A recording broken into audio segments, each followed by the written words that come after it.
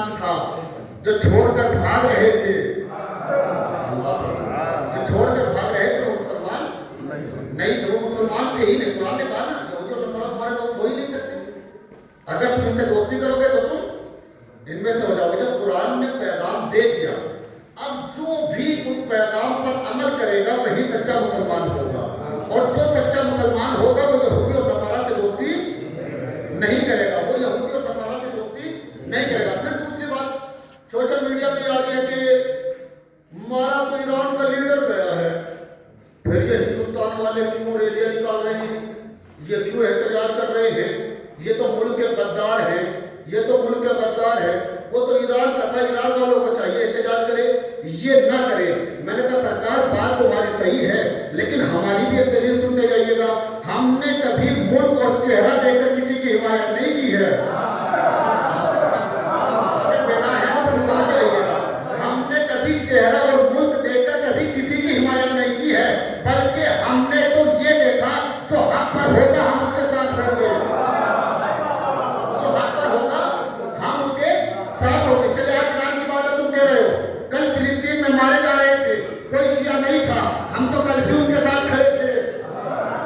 कल जब फिलिस्तीन में मारे जा रहे थे हम तो उनके साथ थे, हम चेहरा नहीं देखते, हम हक देखते हैं, हम हक देखते हैं। मौलाना हक देखते कैसे हो? मैंने कहा रसूल ने बता दिया था अली हक के साथ है, हक अली के साथ है। कसौटी पे तमाम ममालिक के जो अली के साथ खड़ा होगा हम उसके साथ खड़े होंगे।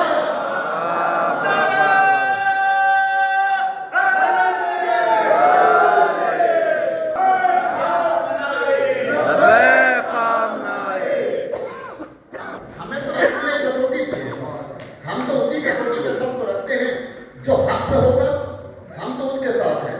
अगर ईरान हक पे है तो हम ईरान के साथ हैं। ईरान अगर हक पे, अच्छा इस पे हक पे होने की दलील क्या है? चलिए एक दलील और देता हूँ हक पे होने की। क्या आप देखिएगा कि जब भी कोई लीडर मारा गया वो ईरान का मारा गया, ना कोई इजराइल का मारा गया, ना कोई अमेरिका का मारा गया। सभी ये कहते हैं कि जब भी मरते हैं ईरान के लीडर मरते हैं, उसकी वजह क्या है? मैंने कहा अगर तारीख इस्लाम पढ़ लेते तो हमसे ये सवाल ना करते। तारीख इस्लाम में एक जंग है जिसका नाम जंग सिफ़ीन है, जिसका नाम, मुझे माइक छोड़ के आपके करीब आ जाता हूँ।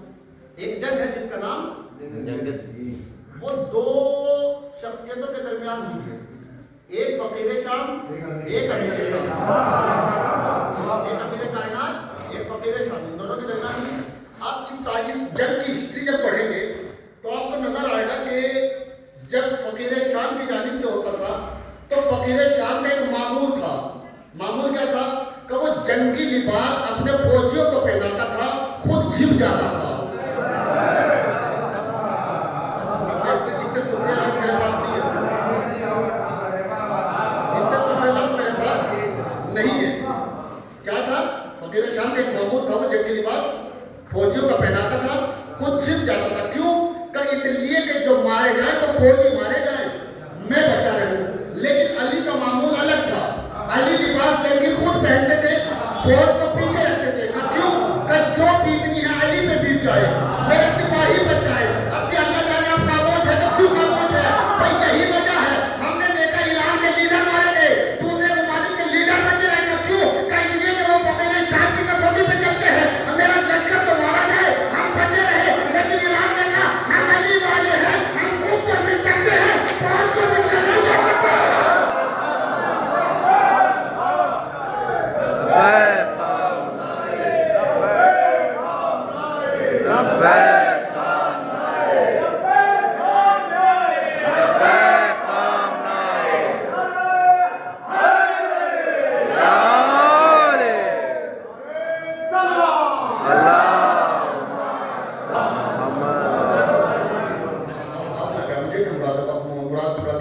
सुनने के लिए है, और शुरू में तो लग रहा था कि जैसे मसाज की मजलिस जो है वो फॉर्मेलिटी के लिए रखी गई, लेकिन माशाल्लाह नौजवानों के चेहरे जब नजर आए तो महसूस हुआ कि हाँ नौजवान इंटरेस्ट रखते हैं कि रहबर की हिस्ट्री सुनी जाए। तो क्या हुआ? यही मामला ना सिफ़ीन का, वो सोच रहा था मैं बच जाऊं, अली सोच रहे थे जो बीतनी है वो मुझ पे बीत जाए। यही आज की तारीख हमें बता रही है कि तुमने सिफ़ीन तो नहीं देखा, लेकिन हम सिफ़ीन का अक्स तुम्हें दिखा रहे हैं। इधर अली वाले हैं, उधर फकीर शाम वाले हैं। भाई जब ईरान ने हमला किया ना तो पता लगा 14 दिन से हवा में ही है। न्यूज आप भी सुने, मैं भी सुन रहा हूँ, कहा कि 14 दिन से हवा में ही है। मैंने कहा वो यही चाहता है कि मैं हवा में ही रहूं, अगर जमीन पे आया तो फिर हवा हो जाऊंगा। चुप रहो, मत बच लो। दुश्मनाने अहले बैत को कभी पनाह मिली ही नहीं है। बात आगे आपने पनाह गलत ले दिया तो मैं अल्लामा अजहर हसन ज़ैदी का एक जुमला तुम्हें सुनाता हूँ। वो ये कहते हैं कि शहजादी के मुनासिबत से जब वो पढ़ते थे, माइक छोड़ देता हूँ, आपके करीब आके बात करता हूँ और जुमला आराम से पढ़ूंगा, देखता हूँ अल्लामा अजहर हसन ज़ैदी का जुमला सुनते कैसे। वो पढ़ा करते थे कि भाई ये जो दोनों थे ये रसूल के पहलू में दफन हुए, तो दफन इन्होंने करके चलो ठीक है, रसूल ने इजाजत नहीं दी, लेकिन अल्लाह को इख्तियार था, फरिश्तों से कहता जैसे इन्हें रख के चले इन्हें फौरन निकाल लेना, इन्हें यहाँ रहने क्यों दिया। मैंने कहा अहले बैत के दुश्मनों को कभी पनाह नहीं मिलती। मैं जुमला आराम में ताक़ीद लगाऊंगा ही, कसम खुदा की मैं देखता हूँ कि तुम्हारा शोर ये अल्लामा अजहर हसन ज़ैदी की रूह तक कैसे पहुंचाता है जुमले को। तो कहा कि ये तो प्यारे परवरदिगार में था, वो चाहता तो इन्हें निकालता और उठा के जादू में फेंक देता। इन्हें यहाँ रहने क्यों दिया? तो वजह ये है, रहने इसलिए दिया कि जब महशर का हंगाम होगा ना और अल्लाह नबी से कहेगा अपने अपने दुश्मन को लेकर आओ, और नबी कहेंगे परवरदिगार मुझे लाने की जरूरत नहीं।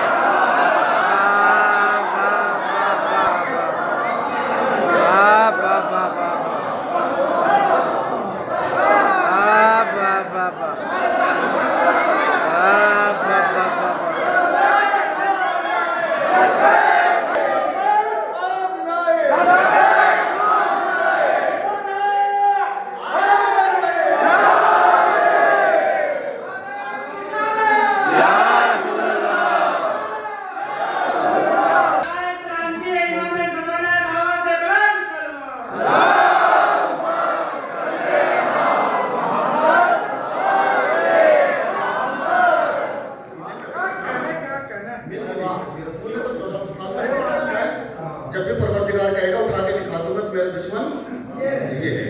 तो बहुत मारे गए, ईरान के लीडर मारे गए और कहीं के नहीं। क्यों? तो इसलिए कि इन्होंने किरदार अली को पढ़ा है, इन्होंने सीरत अली को पढ़ा है, और कभी यहूदी और नसारा दोस्त हो ही नहीं सकते, कभी दोस्त हुए ही नहीं है। अगर कोई इन्हें दोस्त मानेगा तो वो इनमें से हो जाएगा। अब तमाम ममालिक जो है वो हाथों में बेअद किए हुए हैं, बोलेंगे नहीं। अब तो इजराइल का साथ भी अमेरिका ने छोड़ दिया है,